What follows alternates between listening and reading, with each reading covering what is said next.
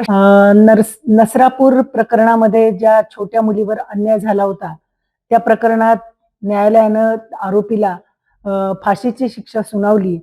मला असं वाटतं या गोष्टीचं स्वागत करते. खरं तर ते प्रकरण खूप गाजलं आणि इतक्या छोट्या मुलीवर जो अन्याय झाला, त्याच्याबद्दल सर्व समाजामध्ये प्रचंड असंतोष व्यक्त झाला, खूप आंदोलनं झाली. मुद्दा असा आहे की कोर्टात काम करताना लक्षात येतं, मी काय ते जजमेंट वाचलं नाहीये, त्यामुळे लगेच त्याच्यावर घाईघाईनं भाष्य करणं हे योग्य होणार नाही.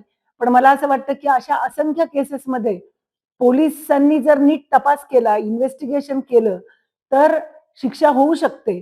परंतु बऱ्याच केसेसमध्ये ते होताना दिसत नाही. आज एखाद्या केसमध्ये पोलीस ते करत असतील चांगलं तर ठीक आहे, परंतु अनेक केसेस आहेत त्याच्यात देखील अशा नीट इन्व्हेस्टिगेशन आणि तपास झाला तर निश्चितपणे शिक्षेचं प्रमाण वाढू शकतं आणि समाजामध्ये एक अशा प्रकारचे गुन्हे न करणं किंवा अशा प्रकारचे गुन्हे केले तर अशी शिक्षा होऊ शकते, अशा प्रकारची दहशत समाजामध्ये निर्माण होईल असं मला वाटतं आणि त्यातून गुन्हे कमी होतील असं मला वाटतं. नमस्कार, जय श्रीराम. नसरापूरचा फायनली आज निकाल लागला.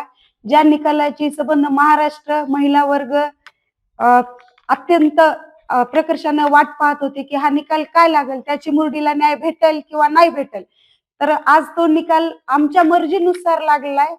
यासाठी सर्वात प्रथम देवाभाऊ तुमचे धन्यवाद, त्याचप्रमाणे न्यायालयाचे सुद्धा धन्यवाद की तुम्ही हा निकाल लावलेला आहे. त्या भीमराव कांबळेंना हँड टिल डेथ मरेपर्यंत फाशीची शिक्षा सुनावलेली आहे, त्याबद्दल धन्यवाद. पण खंत एकच आहे की जी तुम्ही शिक्षा सुनावली आहे याची अंमलबजावणी सुद्धा तेवढीच लवकर झाली पाहिजे. नाहीतर समाजाचा आक्रोश बघून तुम्ही जी शिक्षा सुनावली आणि ती जर हे करण्यासाठी तुम्हाला जर वेळ लागतोय की एक 5-10 वर्ष जर तुम्ही त्याला फाशी देण्यासाठी थांबताय, तर असं न होता लवकरात लवकर त्या शिक्षेची अंमलबजावणी व्हावी एवढीच माझी समस्त आक्रोश करणाऱ्या जनतेकडून आणि महिला वर्गाकडून न्यायालयास तसेच देवाभाऊस विनंती. जय श्रीराम. नमस्कार, मी वंदना कदम. भीमराव कांबळे हा एक आसूर नव्हे तर विकृत राक्षस आहे.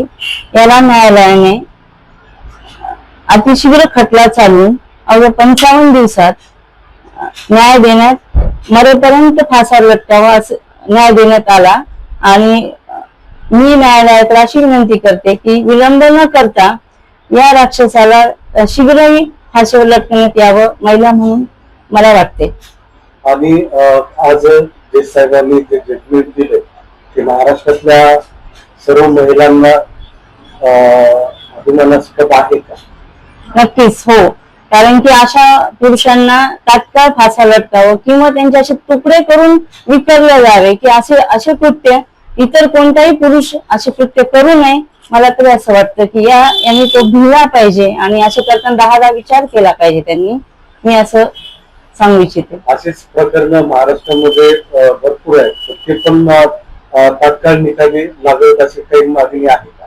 हो, आमची सर्व महिलांची न्यायालयाकडे हीच मागणी आहे, विनंती आहे की न्यायदेवताने जेवढ्या लवकर होईल तेवढ्या लवकर अशा विकृत राक्षसांना फाशीवर देण्यात यावं आणि मरेपर्यंत फासावर लटकावं त्यांना.